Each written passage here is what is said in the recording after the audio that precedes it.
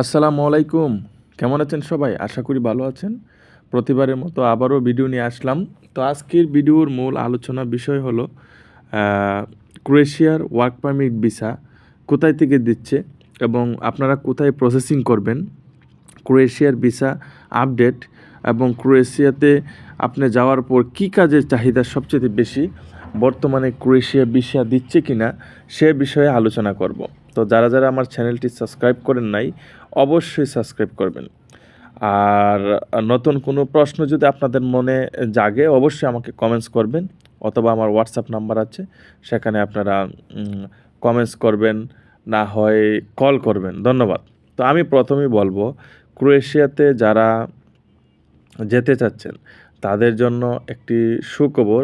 ইতিমধ্যে সবাই জানেন যে ক্রোয়েশিয়া যে কার্যক্রম সেটা বাংলাদেশ থেকে শুরু হয়েছে। আপনারা ইচ্ছা করলে বাংলাদেশ থেকে অ্যাপ্লাই করতে পারবেন বিএফএস গ্লোবালের মাধ্যমে। তো আমি ঠিকানাটা আপনাকে বলে দিচ্ছি, সেটা বিএফএস গ্লোবালে আপনারা যাবেন। আর বর্তমানে যে ক্রোয়েশিয়ার যে এম্বাসির যে কনসালটেন্ট অফিস সেটা হলো ধানমন্ডিতে, আপনাদেরকে আমি দেখাচ্ছি। ধানমন্ডি সেটা অবস্থিত, সেটা হলো হাউস নম্বর 44, রুট নম্বর 16। হ্যাঁ, ধানমন্ডি আপনারা গেলে সেখানে আপনারা পেয়ে যাবেন এম্বাসির যে কর্পোরেট অফিস, কনসালটেন্ট যে অফিসটা সেটা। তবে আপনারা বিএফএস গ্লোবালের মাধ্যমে অবশ্যই আবেদন করতে হবে, আর নতুবা আপনারা সেটা করতে পারবেন না। তো যাই হোক, ক্রোয়েশিয়াতে যে প্রথম যে বিষয়টা, আপনারা যারা যেতে ইচ্ছুক অবশ্যই আপনারা প্রথমে পুলিশ ক্লিয়ারেন্স সেটা রেডি রাখবেন। কেননা ক্রোয়েশিয়া যাওয়ার পেছনে প্রথম পুলিশ ক্লিয়ারেন্স যেটা, সেটা অবশ্যই আপনাকে অ্যাটাস্টেশন করে আনতে হবে। ফরেন মিনিস্ট্রি থেকে অ্যাটাস্টেশন কমপ্লিট করে সেটা এম্বাসি থেকে অ্যাটাস্টেশন করে কাজ শুরু করতে হবে। তো আমি বলবো, আপনারা যারা ক্রোয়েশিয়া যেতে চাচ্ছেন অবশ্যই একটা স্কিল অর্জন করে যাবেন। কেননা যে সমস্যাটা ক্রোয়েশিয়াতে যাওয়ার পরে হয় সেটা হলো, আপনারা যখন ক্রোয়েশিয়াতে যাবেন তখন দেখা যাবে যে আপনারা ওয়ার্ক পারমিট ভিসা পেয়ে গিয়েছেন, কোম্পানি আপনাদেরকে টিআরসি কার্ড দিবে, হ্যাঁ, আপনাদেরকে সব কিছু দিবে, কিন্তু কাজ দিবে না। আবার অনেক সময় দেখা যায় কাজ দিচ্ছে বাট ঠিকঠাক মতো আপনাকে বেতন দিচ্ছে না।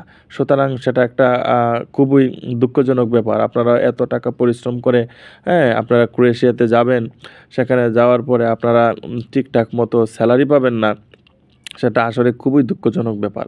সেজন্য আপনাদেরকে আমি সবসময় বলবো, হ্যাঁ, সবসময় বলবো যে আপনারা শুধু ওয়ার্ক পারমিটের উপরে ডিপেন্ড করে আপনারা যাবেন না, যে আপনার ওয়ার্ক পারমিট যেটা, যে ওই কাজটাই আপনি এখানে গিয়ে করবেন সেটা না। আপনাকে মাল্টিপল স্কিল অর্জন করে যেতে হবে। আমি আমার প্রত্যেকটা ভিডিওতে আপনাদেরকে বলি যে আসলে আপনারা মাল্টিপল স্কিল অর্জন করে আপনারা যাবেন। কেননা কোনো সিউরিটি নাই। সার্বিয়া, ক্রোয়েশিয়া, এইসব দেশে, রোমানিয়া, কোনো সিউরিটি নাই।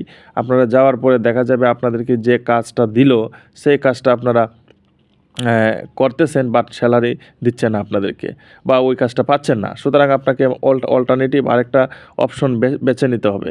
সেজন্য আপনাদেরকে বলছি, গুরুত্ব সহকারে আপনারা মনোযোগ সহকারে আমার কথাটা শুনুন, যে একটা স্কিল আপনাকে 100% সেটা নির্ভর করে রাখতে পারে না। আপনাকে অবশ্যই 3টা বা 4টা স্কিল অর্জন করে যেতে হবে। বেশিরভাগ সময় আপনারা যেটা করবেন যে শেফের যে কাজটা সেটা শিখে যাবেন, রান্নাবান্নার কাজ, আর নতুবা আপনাদেরকে কনস্ট্রাকশন লেভেলের কোনো কাজ শিখে যেতে হবে, স্কাফ ফোল্ডার যেটা আছে, হ্যাঁ, বিভিন্ন বিষয়।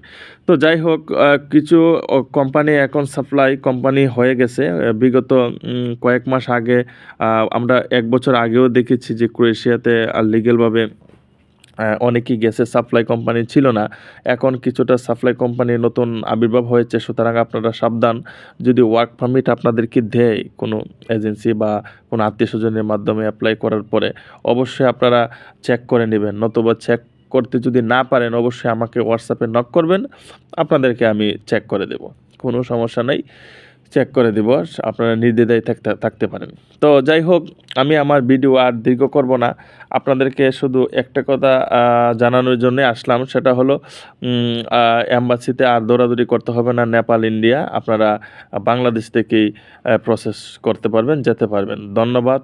ভালো থাকুন, সুস্থ থাকুন। আসসালামু আলাইকুম।